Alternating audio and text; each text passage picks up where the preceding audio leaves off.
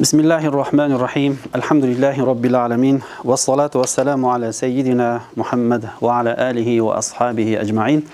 Allahümme allimna ma yenfa'una ve enfa'na bima allamtana. İnneke entel alimul hakim. Rabbena zidna ilman ve fahmen ve alhiqna bis salihin. Rabbi yessir ve la tuassir. Rabbi temmin bil hayr. Esselamu aleyküm ve rahmetullahi ve berekatuh. Ve aleykümselam ve rahmetullahi ve berekatuh. Berekeli. Бүгінгі күнде иншалла сабағымыздың, сарф сабағымыз 3-ші сабағын баштамақчыбыз.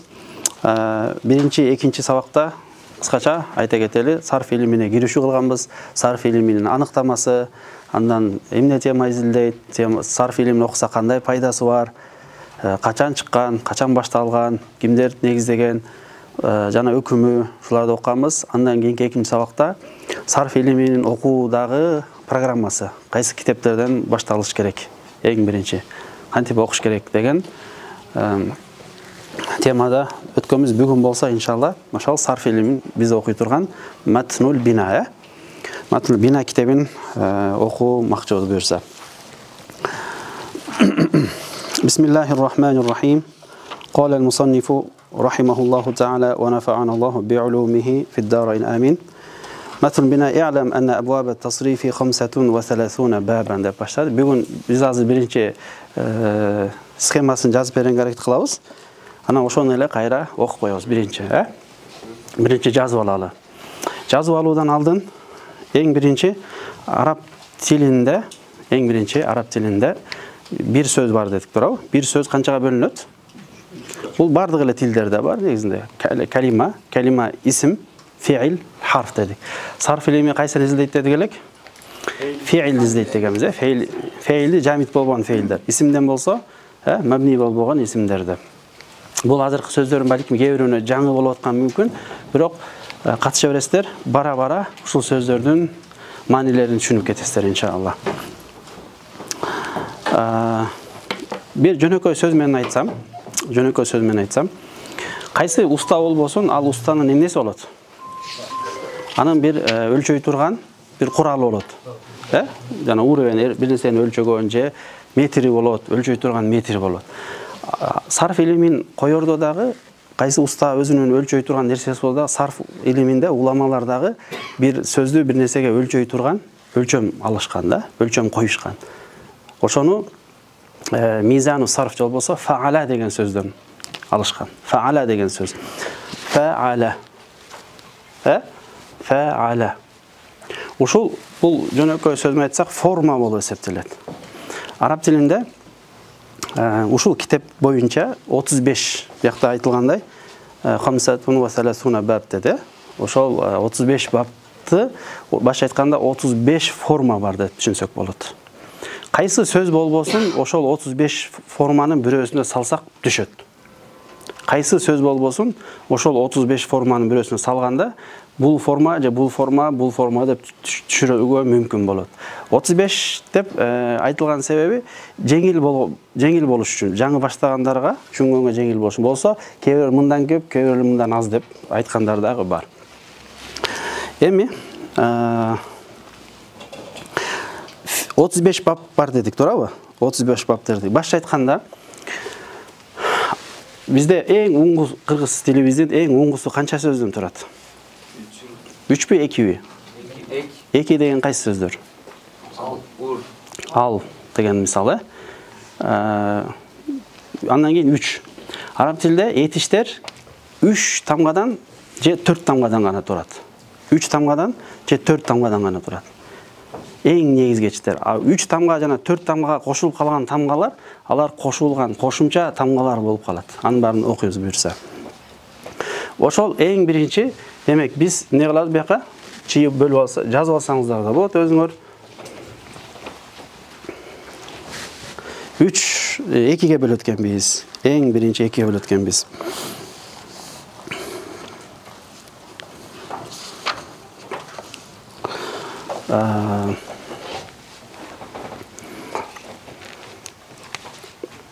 Üç tamgadan turgan etişler, anan 3 tamgadan turgan etiş, anan 4 tamgadan turgan etiş. 3 tamgadan turgan etişti мужаррат деп айтат. Мужаррат деген ашыкча бардык тамгалары асыл тамгалар деп айтат, негизги тамгалар болот. Кошулган тамга болуп эсептелбейт. Мужаррат деп. Анан мазид, бuyakta мазид деген бар. Буга кошул тамга ар бирөөнө мисал берем пока. Жазып туруңуздар. Мужаррат, мазид. Мазид болсо, ошол 3 тамгага кошулуп калган тамгалар болот. Кошулуп калган тамгалар.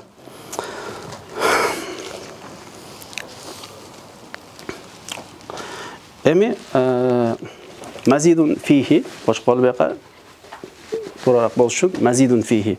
Мужаррат болсо, мына ошол бул дагы экиге бөлүнөт. Суласи үчтүк. 3 тамгадан турган этиштер. Анан бияна жазайын. 4 тамгадан турган рубаи. Рубаи болуп. Суласи, рубаи. Суласи деген 3 деген маани билдирет, үчтүк. Же болбосо рубаи деген 4 деген маани билдирет дагы. 4 дегенди айтып отурбай, кыскача рубаи деп коет, 4түк деп эле. 4.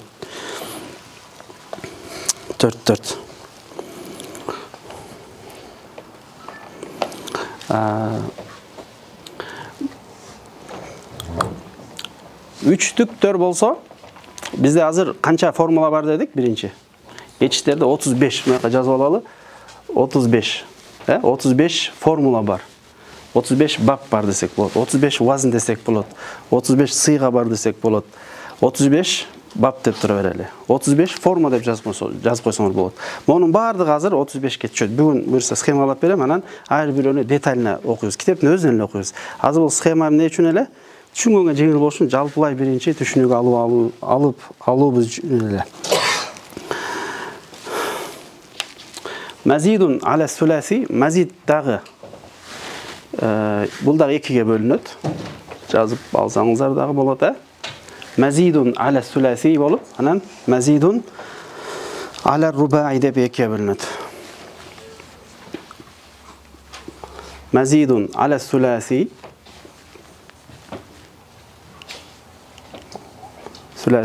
мазидун аля рубаи. Мазидун аля рубаи деп бул дагы экиге бөлүнөт.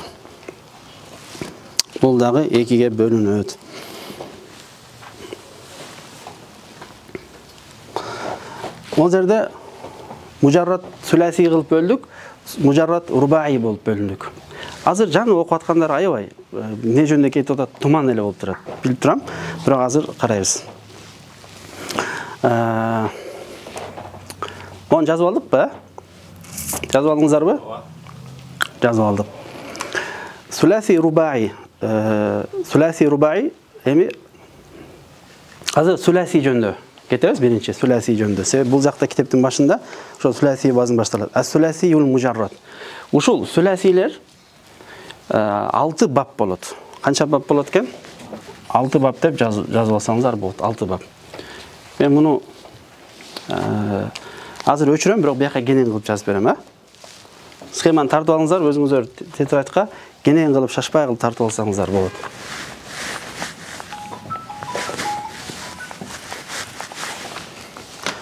Бул жерден эле ылдый кеткен сыяктуу болот. Ас-суласи юл мужаррат.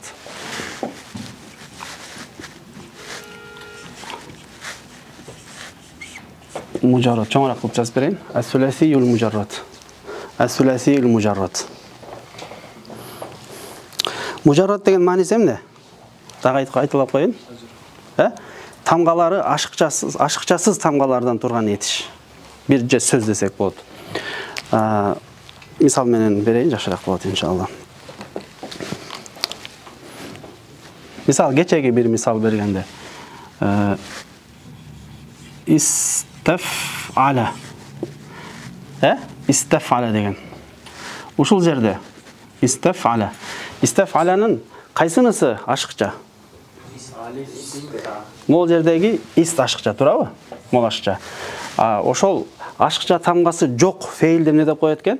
Мужаррат деп айтат. Түшүнүктүүбү? Ашыкча тамгалары жок фейлди мужаррат деп коет. Башка айтканда бардык тамгалары негизги тамга, асыл тамгалар болуп эсептелет. Кийин кошулган эмес. Истав ала десе өзүнчө маани берип калат. Башка бул сөз кошулгандыктан башка маани берип калат. Бул сөз өзү бир маани билдирбейт, өз жеке келсе. Буга кошулганда маани берип калат, Бул ошол ашыкчасы жок тамга дегенде мужаррат деп ошону түшүнөбүз. Ашыкчасы жок этиш, ашык тамгалары жок болгон этиш. Булар канча бап дедик? 6 бап. 6 бап. Сүләси. Арабтарда, араб тилинде этиштер канча эмеден турат? Асыл мужарраттары 3 тамгадан этиш болот же 4 тамгадан турат, Жана аларга 3кө кошулуп кеткендер бар, жана 4түккө кошулуп кеткендер бар. Сүләсиди 6 бап дедик. Бүгүн иншалла насип болсо 2 бабын бүтүрөбүз, болбосо 1 бабын токтолобуз буюрса. Биринчи бапты жазып кете берели. Al-babul awwal, birinchi bab.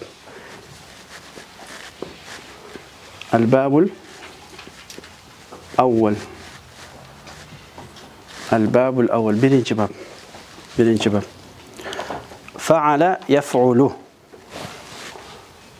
Fa'ala yaf'ulu. Men hazır harakalarını koyup berem.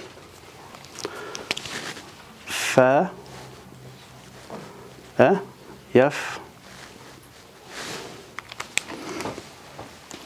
sarf kaysil sözünü izleyt. Bir sözünü. Ayakısını nahvu izleyt degenimiz, Bular dayım mabni bolot.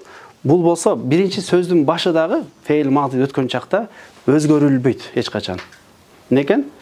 Özgörülbeyt. Dayım birinci tamgası fatha bolot je domma bolup kalat. Ekönle birösü bolot. Birinci tamgası özgörülbeyt hiç kaçan. Dayım kala beret. Dayım özgörülgөн, ortosu özgörülөт. Birinci baptın belgisi ne kılabız? Fatha bolot. Feil mudorisi domma bolot. Birinci baptıkı. Mol jaka girүүдөн aldın. Şu birinci bapka girүүдөн aldın. Bir neseni düşündüre keteyim, bir jolu açık bolup kalsın. Kança çak var özü? Kança çak var? 3 çak var.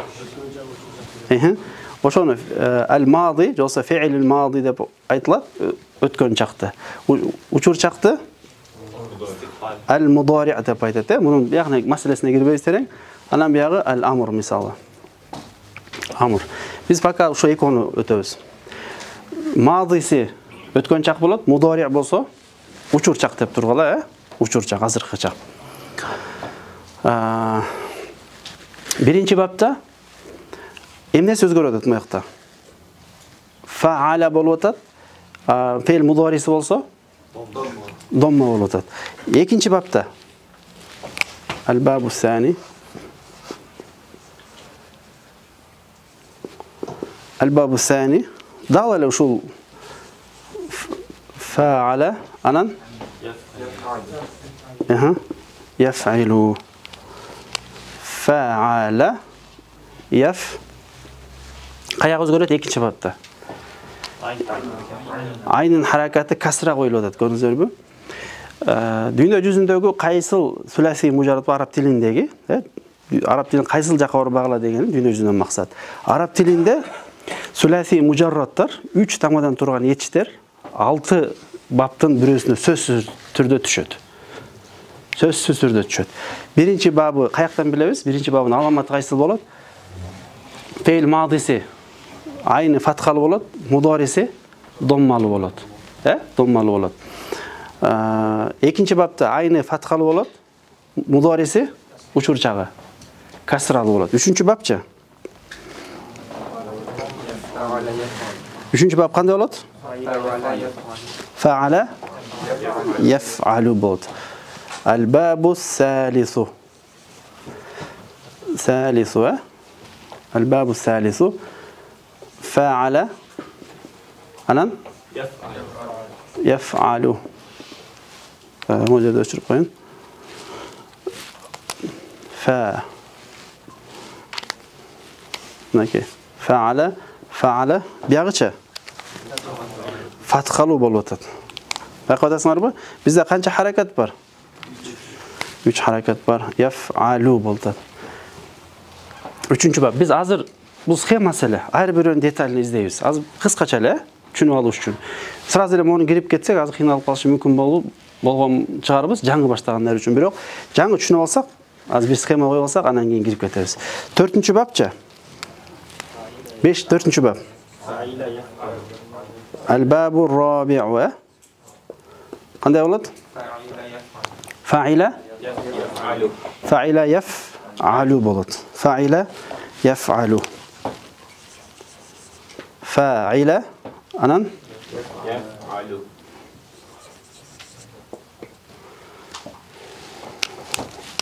Карасаңыздар, fa'ala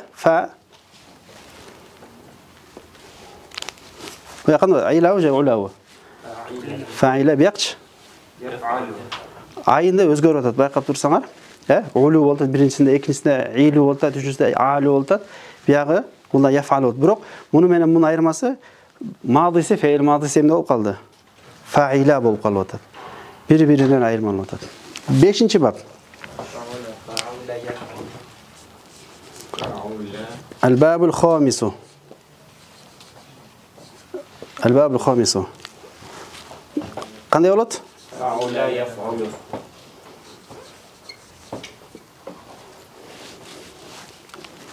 Beshinchi babning nimasi? Fa'ila yaf'alu. Fa'ila yaf'alu bo'ladimi? Ja fa'ula yaf'alu bo'ladimi? Fa'ula yaf'alu bo'ladi. Fa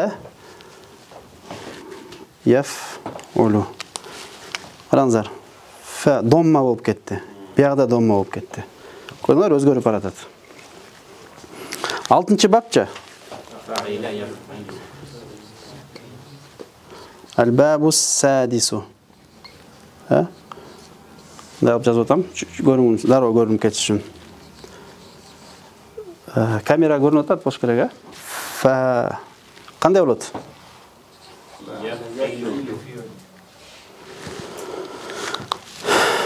Fa'ila qaranglar. Yaf'ilu. Fa'ila yaf'ilu bo'ladi. Fa'ila yaf'ilu. Fa'ila yaf'ilu. Жанагы айтып өткөндө араб тилинин эгерде 3 таңмадан турган этишти көрсөңөр, ушул баптардын бирөөсүнө сөзсүз түрдө түшөт.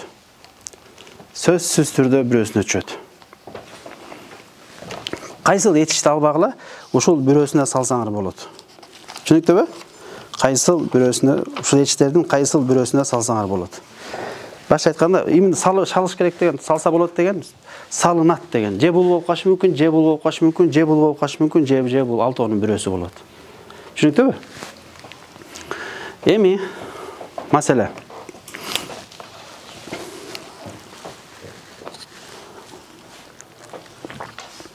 Ушунун бардыгын bir ыр түрүндө жазып жаттап алсак болот. Монун бардыгын биринчи бап фаала беле, касра беле деп башта айлантып отурбастан ыр түрүндө жаттап алсак болот. Кантип? Муну жазабыз. Фатху доммин, фатху касрин, фатхатан. Ыр түрүндө караңыздар. Фатху жазабыз. Фатху доммин. Фатху доммин. Анан фатху касрин. Фатху касрин.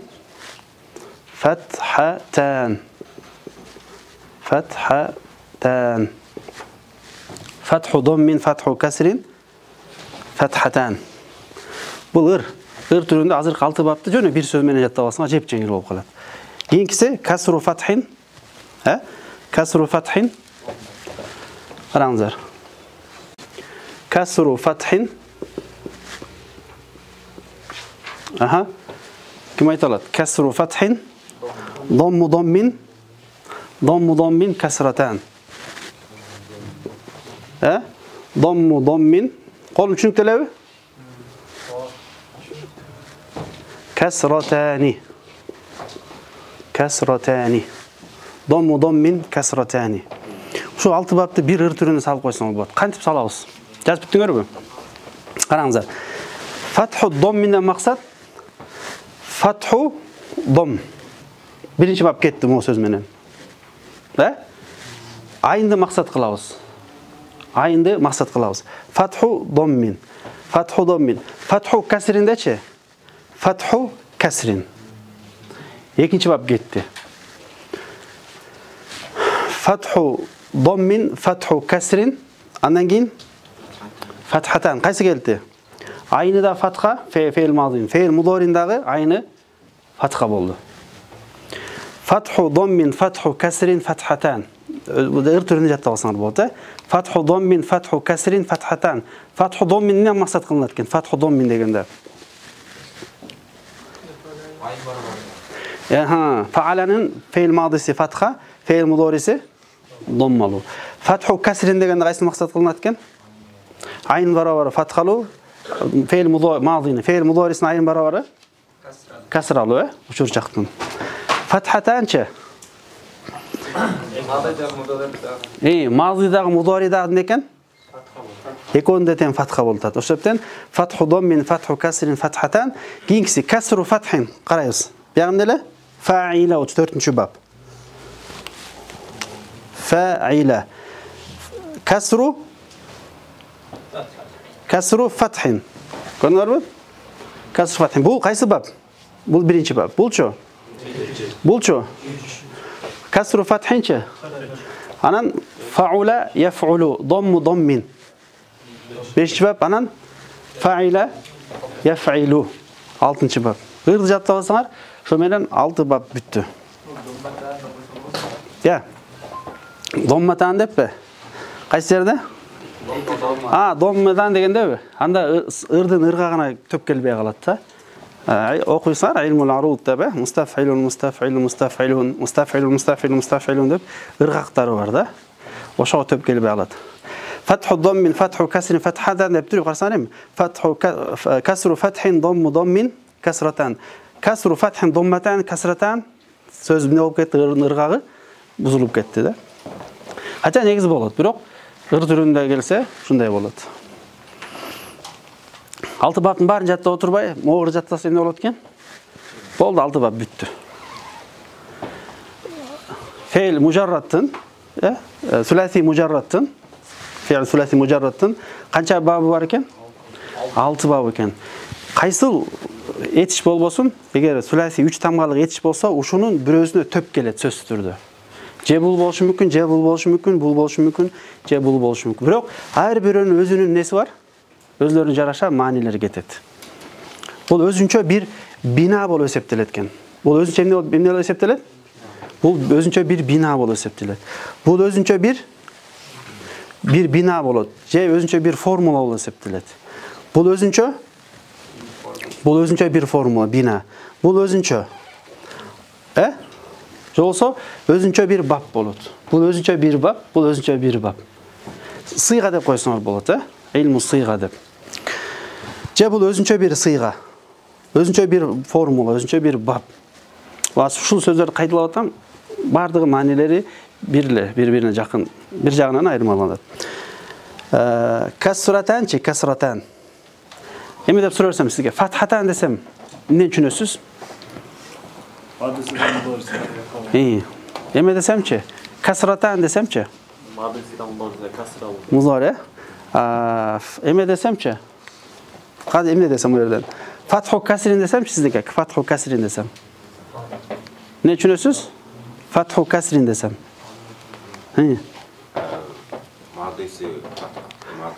Fathalu. Mudarisi olsa dağı kasra bolot. Misalı fathu kasrin desem. Fathu kasrin. Qanaqay fathu kasrin? Ikinci bab kelet. Turav. Fa'ala yaf'ilu. Bul babtardı emne dep aytat eken? Bina desek bolot. Oşonda ele bunu vazn desek dağı bolot. Vazn desek bolot. Formuna, vazn, sıyga, bab dep ayta bersek bolot bar.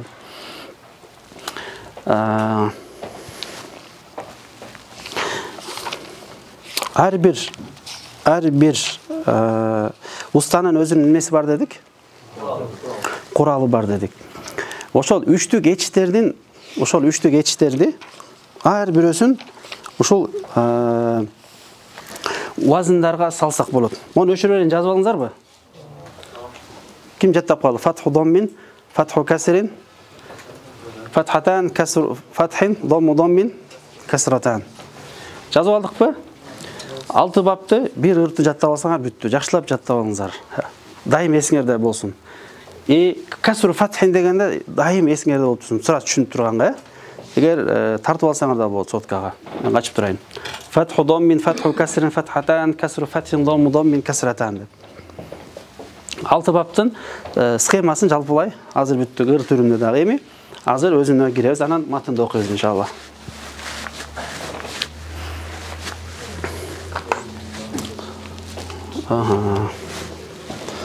Мен буларды өчүрүп салайын.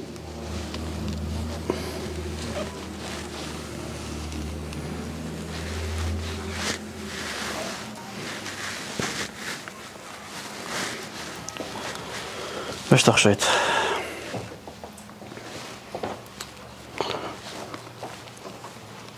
Муну эмне деп айтабыз? Муну бина десек болот, дедик дагы. Вазн десек болот, дагы бап десек болот дедик, а? Муну эми вазн дей турган болсок, кайсы маани берет? Вазн дей турган болсок, вазн деген эмне түшүнөбүз? Тараза негизи, билесиздер, мизану сарф дегенде, ал формула дегенде маани берсек болот. Бул ушул формулага төп келген сөздөрдү эмне деп айтабыз? Мавзун деп айтылат. Ошол таразага тартылган нерсе да. Тартылган нерсе. Мисалы, караңыздар.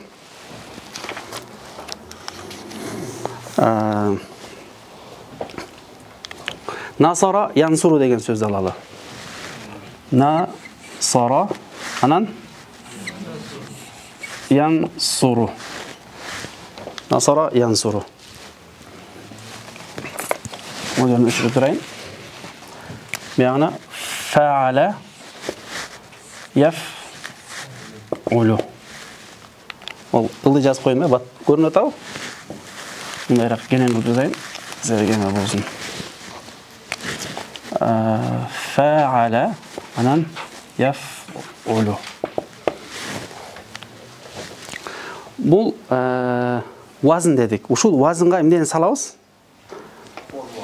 Бул формулага бир сөз алып келсек, ушул формулага тамгалары дагы, сүкүндөрү дагы, харакалары дагы төп келиш керек. Мисалы, фаала деди. Фаала деди. Тамгалар үчөбү? Фанын барабары кайсыл болуп атат? Фан астында. Айындын барабары эмне болуп атат? Сот. Ламдын барабарычы? Ро болуп атат. Фанын харакасы эмне? Айындыкычы? Ламдыкычы? Фатха. Демек, үч тамгабы харакалары эмне болуш керек? Окшош болуш керек. Насара. Муну алсак эми. Яфулу дедик, туурабы? Тамгаларын карайбыз, канча экен? Я, фа, на. Айынга сот, ламга ро. Тамгалар төп келдиби? Эми харакаларын дагы, сүкүндөрүн дагы төп келтириш керекпиз. Канча жазабыз бияка демек? Ян су ру. Муну вазн деп айтат, муну мавзун деп айтат. Түшүндүңөрбү? Вазн деп айтат, муну мавзун деп. Азыр мавзун, вазн деп бина деп айткан сөздөрүмдү ушул китепте окуйбуз, Азыр жаңагындай түшүндүрүп берип атам. Башкача айтканда, кантип түшүнсөк болот муну дагы бир вариант. Таразаны билесиңерби? Ким тарталат тараза? Жана мындай.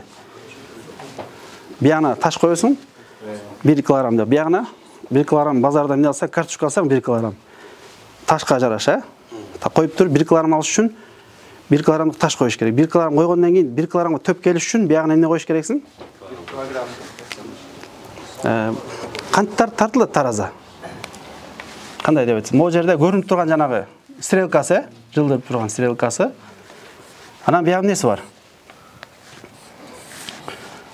Кое турган нерсеси бар. Ушундайбы примерно, Сүрөтчү эмесмин, бирок анча-мынча өзүр сурайм. Могу жерге 1 килограмм таш коёл деди. 1 килограмм, өзүнүн ташы жана кара таш болчу эле го. Ошо 1 килограммга мояк төп келиш үчүн эмне керек сөзсүз түрдө? 1 килограмм керек да точно болуш үчүн. Муну эмне дейт муну? Муну вазн десек, буга тартылган нерсени эмне дейт? Мавзун дейт. Төп келиш керек бири-бирине, калп болуш керек. Башка айтканда, калп билесиңерби, калп? Кирпич. Жок, жүрөк эмес. Жанагы кирпич куят го. Ошондо формулалар барбы? Матрица белем, эмне? Мында кичинекей кирпич, ана чоңураак ошого жараша лай салсаң, кандай формуласы, жанагы калп кандай болсо, кандай кирпич салсаң, дол ошондой окшош түшөт, туурабы? Ошондой кылып да түшүнсөңүздөр боло берет. Демек, биз эң биринчи фаала, эмне үчүн уламалар анан фаала деген сөздү өздөрүнүн эмнеси кылды? Ар бир уста эмеси бар, метри бар, жана уребен текшергичи бар сыяктуу сарф илим уламалары бир нерсени өлчөө үчүн ушул сөздү алышкан, фаала деген. Фаала деген сөз эмне үчүн алды? Мисалы, неге насара деген сөз алган жок, неге дороба деген, катаба деген сөз алган жок? Эмнеге именно фаала деген сөз алды? Анткени фаалада эмне этиш бар? Кыймыл аракет бар да. Кайсыл кыймыл аракет болбосун, биз фаалан билебиз мааниси этиш экендигин, Кайсыл кыймыл аракет болбосун, баары бир фаала мааниси бар. Башка айтканда, фаала деген сөз бүт этиштерди өзүнө камтып алат деген сөз. Жардам берүүдө эмне бар? Жардам берүүдө кыймыл аракет бар, этиш. Катабада жазууда баары бир фаала кылды деген нерсе бар, Демек ошол себептен эмне алышкан экен? Фаала деген сөзүн алышкан. Түшүнүктүүбү ушул жер? Ошону билдик. Вазны билдик, калп дедик. Кыскасы кандай десеңиз энди тараза дедик. Мизану сарф дегенде демек биз эмне экен? Формула деп түшүнөбүз. Ошол суласи мужаррат 3 тамгадан турган этишти, эч бир ашыкча сөзү жок, мужаррат болгон этишти канча бабы бар экен? 6 бабы бар. 3 тамгадан турган этишти кайсыл этишти алып келсеңер, ушул 6-нын бирөөсүнө төп келиши мүмкүн. Ошол формуланы эмне деп айтат экен? Вазн деп айтат. Ошол формулага салынган сөздүчү? Мавзун деп айтылат. Аз китепте ушул эле сөздөр бар. Вазны мавзунуху деп келет. Бинада максат эмне эле? Сөздүн өзү болчу. Сөздүн өзү, бинада максат хайатул калима да. Сөздүн неси? Турпаты, турган, курулуп тургандыгы. Мисал, фаала яфалу болуп турат. Бул жерде фаала яфилу болуп турат, курулуусу, Муну бина дейт. Бина десеңер да болот дедим, вазн десеңер болот дедим, ошондой эле? Бап десек болот дедик, могуларчы? Биринчи айны фатхалуу болуусу, айны фатха болуп келип, анан кайра касралуу болуусу, домма болуусу, мунун барабар эмес фейл мудориси домма болуусу, мунун мисалы айындын биринчи баптын фейл мадиси фатхалуу болуп, мудориси домма болуусу, мунун эмнеси болуп эсептелет? Биринчи бап экендигинин эмнеси? Белгиси болот. Биринчи бап экендигин каяктан билебиз? Фатху доммин. Экинчи бап экендигин эмне дейбиз? Фатху касрин. Үчүнчү бап экендигин? Фатхатан. Ошол айындагы харакалары ошол баптын же ошол бинанын сөзүнүн өзүнүн несі экен? Белгиси болуп эсептелет экен. Түшүнүктүү болдубу? Кимде түшүнүксүз болуп калды, кимде? Эми бина деген сөз, сөздүн формасы десеңиз да болот, сөздүн могу турган курулуусу. Эмеси де кандай бина дейм? Каркасы. Сөз могу жерде кандай болуп турат? Бияк менен окшош турабы? Мунуку яфулу болуп турат, мунуку яфилу болуп турат. Ошо сөздүн өзү баары биригип туруп эмне болот экен? Бина болот. Сөздүн турпаты деп койсоңуздар болот. Турушу. Сөздүн өзү. Вазн деп жагынан эмнесин айттык? Вазн деп жагынан каяга маанисин жагынан айттык вазн дегенде? Ага курулган жагы, бир нерсеге келип өлчөнгөндүгү жагынан айттык. Бина деп неге айттык? Бина деп сөздүн өзү жагынан айттык, турпаты жагынан айттык. Сөздүн кайсы жагынан? Турпаты жагынан айттык. Сөздүн турпаты жагынан айтылды. Түшүнүктүү болду?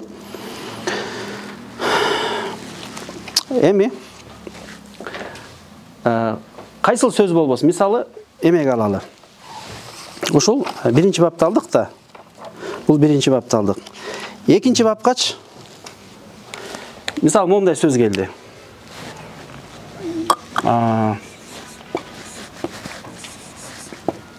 Мен жазайын. Doroba yadribu dedim. Yadribu dedim. Yadribu мықты кім болып қалды ба? Yadribu. Doroba yadribu. Қайсы бапқа түседі шунun? Faala yaf'iluға түседі. Бұл doroba мұның емнесі? Mavzunu. Бұл емнеле? Бұл формула. Бұл формулаға түшкен нәрсені не деп айтады? Мавзун деп айтады. Ошо қалыпқа түсті. Жана кирпич қойғандай. Кирпичке қандай лай қоясың ба, же эме, жана қалыпқа кирпич қойған лай қоясың ба, же цемент қоясың ба, бәрі ошол формула түшөрөт, туурабы? Дал сыяктуу эле бир сөз келсе, ушул 6 баптын бирөөсүнө сала беребиз да. Ар бирөөнүн азыр мавзундарын, жол болсо мисал десек дагы болот буларды. Буларды мисал канеки, мына бул деген сыяктуу. Экинчи бапкачы? Үчүнчү бапка. Фатхатанга. Фатаха. Яфтаху. Фатхатан бекен? Фатхатана максат эмнеле? Фейл мадиси да, мудориси дагы? Фатхалу болуп атат. Фатаха яфтаху. Бул кайсы формулага түшүп атат? Молардын. Фаала яфал үчүнчү бапка түшүп атат. Бап жагынан да алганда биринчи бап, экинчи бап, үчүнчү бап. Баптын аламаты кайсыл? Үчүнчү баптын аламаты кайсыл? Фатхатан. Төртүнчү баптын аламаты кайсыл? Касру фатхин. Касру фатхин. Мындай кылат, биринчи курста аркада алдыга келсе, экинчи эмкиде үчүнчү курстар алдыга турса, аркага кетсе, биринчи курстар эме кылсаңыздар, алдыраак болуп, жалпылай түшүнүктүү болуп атабы? Биринчи курстар жаңы окуп аткандар, катышып аткандар, кире берсеңер, кыжалат болбоңуздар, башында баары бир эле ушундай коркунучтуу көрүнө берет. Бардыгы эрежелерден турат, формулалар. Төртүнчү бапка эрежесич, анык эмеси, мисалы, же мавзуну. Мына карайбыз. Могу сөз алсак, алима я'ламу деген сөз келсе, кайсыл бапка түшүп атат? Фаилага түшөт, көрдүңөрбү? Фага айын болуп атат, айге ли болуп атат. Тамгасы дагы 3 тамгадан туруп атат, харакалары дагы эмне болуп атат? Окшош болуп атат, окшош болуш керек. Формулага окшош керектикти турабы? Жана калыпка эмне салсаң деле дал өзүндөй чыга берет сыяктуу. Же могул эме тараза, унутпаңыздар. Бул тараза болсо, мизану сарф деген ошо таразасы, сарфтын таразасы. Булар таразасы болот, таштар болот. Бул сөздөр болсо ошого мавзун тартылган нерселер, же болбосо мисалдар болот, Алима я'ламу. Эми 5-чи бапкачы? Хасуна? Хасуна яхсуну. Хасуна яхсуну. Хасуна яхсуну. Кайсы окшоп атат? Фаула яфулу. Хасуна 3. Тамгасы 3пү? Тамгасы 3. Харакаларычы? Айны доммалуу болуп атат. Демек, бул ортоңку тамгасы домма болуп атабы? Мунун да ортоңку тамгасы эмне болуш керек? Домма болуш керек. Бул жерде син, акыркы тамгасы, перед последний тамгасы, биякта яфулу болуп, домма болуп атабы? Мунда да перед последний тамгасы эмне болуш керек? Домма болуш керек деген сөз. Бул кандай болсо, бинасы кандай болсо, бул дагы бинасы эмне болуш керек? Дал ошондой болуш керек. Же буга мавзу вазн кандай болсо, мавзуну дал ошондой болуш керек деген сөз, Биринчи баптын аламаты эмне? Биринчи баптын аламаты. Ушул жерден билебиз, аламаты. Могу жерден кантип айырмалайбыз? Алты оп окшош, харакаларын алып салсаңар оп окшош бардыгы. Бирок аламат эмнеден айырмалайбыз? Ортоңку тамгасынын айындагы, айын барабарындагы тамганын харакасынан айырмалайбыз. Түшүнүктүү болдубу? Эми дагы бир маселе калды. Акыркы маселе сана матында окусак жеп жеңил болуп калат. Этиштер өтмө жана өтмө эмес этиш болуп экиге бөлүнөт. Кыргыз тилибизде деле бар, Өтмө жана өтмө эмес этиштер. Өтмө этиш деген эмнени билдирет? Өтмө эмес этиш деген эмнени билдирет? Кыргыз тилде барбы? Билесиздерби? Өтмө этиш деп. Жазды десе эмнени билдиребиз? Өтмө эмес. Өтмө этиш да. Жазды десе. Мисал кыргызча айтайын. Жазды десе, эме Алтынбек жазды десе, сурап бересиңер да. Алтынбек жазды десе, эмне деп сурап бересиңер? Эмнени жазды деген. Алтынбек жазды десе, эмнени жазды деген суроо келет. Анын жазуусу каяка өтүп атат? Башка бир нерсеге өтүп атат. Туурабы? Окуду десе эмне болот? Эмнени окуду деген. Эмнени окуду болот. Анын кыймыл аракети каяка өтүп атат? Же болбосо башка бир мисал, урду десе. Урду десе, кимди урду деп. Дороба Зайдун Амран экенин сарф нахвада өтөбүз. Дайым эле Зайд менен Амр согушуп жүрө берет да. Бири-бирин согушуп, бири-бирин уруп. Дороба Зайдун. Урду десе, анын кыймыл аракети каяка өтүп атат? Амрга атышат. Кыймыл аракети. Алтынбек Нурсултанды урду десе эмне болот? Анын кыймылын Нурсултанга атышат. Кыймыл аракети каяка кетип атат? Кыймыл аракет. Мунун тескериси өтмө эмес этиш кандай болот? Өзүмө эле чектеп калат. Мисалы келди десе, же турду десе. Турду десе, эмне болот? Өзүнө турду болду. Ал кыймыл аракет өзүндө калып атат. Ооруду десе, Марилда ооруп калды десе эмне болот? Оору өзүндө эле калды, ооруп калды. Же турду. Же эмне болсун? Жеди десечи? Жок, бир нерсени жеди деп, кыймыл аракет башкага кетип атат. Ичти десечи? Эмнени деген суроо келип атат, Эмнени деп. Эмнени деген суроо келген этиштер өтмө этиштер, Турду десечи? Эмнени турду деген маани келеби? Кош сүйлөнүп, кош суроо берсек болобу? Ким турду деген болушу мүмкүн. Же эмнеге ал өзүнчө маселе, жанагы эмнени деген, анын кыймыл аракети башка өзүндө калбастан, өзүндө калып калбастан же өзүндө табылбастан башкага кетип калыш керек. Башкага кыймыл аракети башкага кетип калган этиш эмне дейт? Өтмө этиш деп айтат. Себеби ошол адамдын өзүнөн каяка эмне кылып атат? Өтүп кетип атат. Кыймыл аракет өзүндө калсачы? Өтмө эмес этиш болот. Кыргызча түшүндүрүп берүүгө аракет кылып атам. Ошол эле нерселерди азыр эмне кылабыз? Матында окуп коебуз иншалла. Түшүнүктүүбү? Урматтуу жамаат. Кимде кандай суроолор болсо азыр бүтүрүп салалы, матында окуп салалы дагы. Анан киребиз. Ким эсте калды? Айтып берет, карап туруп могу жерде азыр. Фатху доммин, фатху касрин, фатхатан, касру фатхин, домму доммин, касратан. Жаттап алдыкпы? Жаттап алдык. Канча бап экен сүласи мужарратта? 6 бап. Вазн деген түшүндүкпү? Мавзун деген түшүндүкпү? Бина деген түшүндүкпү? Белгиси деген түшүндүкпү? Өтмө этиш, өтмө эмес деген түшүндүкпү? Эми ачыңыздар китебиңиздерди.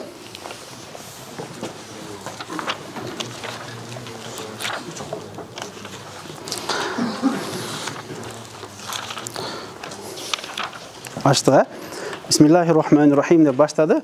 Бисмиллахнын маанилерине токтолбойбуз, себеби мааниси көп. Жаңы баштагандар үчүн бул оор болуп калат.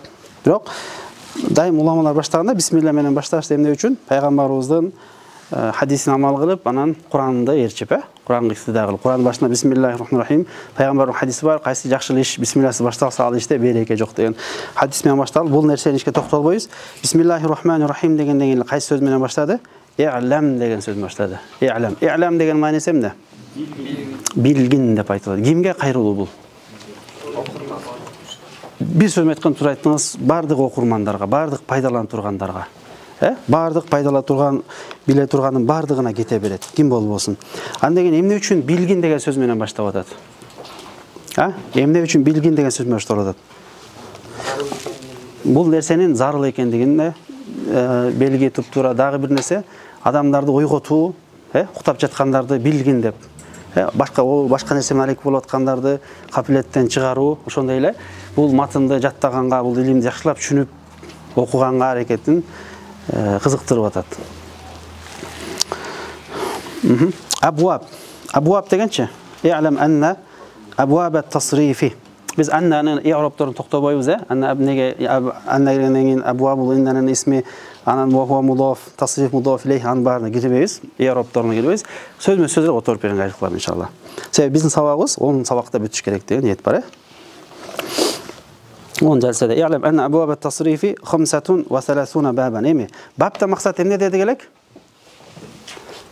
Жана вазн десек болот, дагы мавзун десек болот, вазн десек болот, сыйга десек болот, бина десек болот. Биринчи бап. Кээ бир уламалар бапта максат түр деп которушат, мажазан, анва деп. Нау, биринчи түр. Экинчи түр, үчүнчү түр деп да беришет. Биринчи түр. Кайсы китепте, Сажида деген китепте парода деп берген, Биринчи парода, экинчи парода деп. Парода мааниси түр деген маани. Ошол бап. Өзү баптын лугавый мааниси бар. Фуржатун ютавассалу минха мин дахилин ила харижин ва мин харижин ила дахилин деп. Бир тешик деп, Сырттан ичке кирген, ичтен сыртка чыккан, чыгуучу бир тешик деп. Tasrif деп келди. I'lam anna abwab at-tasrifi. Tasrif кайсыл мааниси? Амали маанисиби же? Практикалык маанисиби же теориялык маанисиби? Практикалык маанисиге көчөткөнбүз. Tasrif эмнеге колдонот деди уламалар? Практикалык мааниси. Практикалык мааниси эмне эле? Бир уңгудан бир канча сөз жасоо болчу, сөзгө айлануусу болчу. Tahwilul asl min asl wahid ila amsilatin mukhtalifa деп. I'lam anna abwab at-tasrif 35 baban. Канча формула бар экен, канча бап бар экен? 35 бап бар. 35 бап бар экен. 35 баптын биз бүгүн 6оосун алдык. 6оосун алдык. Кеттикпи? Андан кийин эмне деди? Sittатун минха лис-суласийил мужаррад. 35 баптын минха. 35 баптын 6оос, ситте деген 6оосу, минха деген ха домир кайка кетет? 35 бап кетет. 35 баптын 6оосу эмне үчүн экен? Суласий мужаррад үчүн экен. Мужарраддын мааниси эмне дедик эле? Ким айтат? Тамгала, бир сөздүн тамгалары негизги тамга, кошумчасы жок тамгалар, Жана истафалада хамза, син, та кошумча болуп калган. Туурабы? Мисалы, каусара деген сөз. Кече өттүк элек. Өттүк элек? Каусар. Ушул жерде кайсы кошумча тамгасы? Вау ашыкча. Өзү касурадан алынат, Касура. Асыл тамгалар ашыкча деген. Касура болсо кайсы вазынга түшөт? Касура. Домматанга түшөт. Болсо домму домминге, домму домминге. Касура яксуру.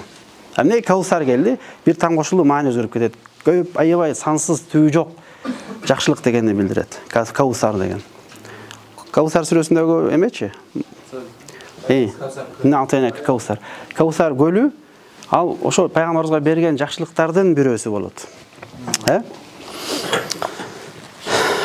Sittatu minha 35 баптын 6оосу эмне үчүн кетти? Суласи мужаррад. Жана жазганбыз, Суласи мужаррад, анан рубаи мужаррад деп, мазидтер суласи, мазид ала суласи, мазид ала рубаи деп кетет.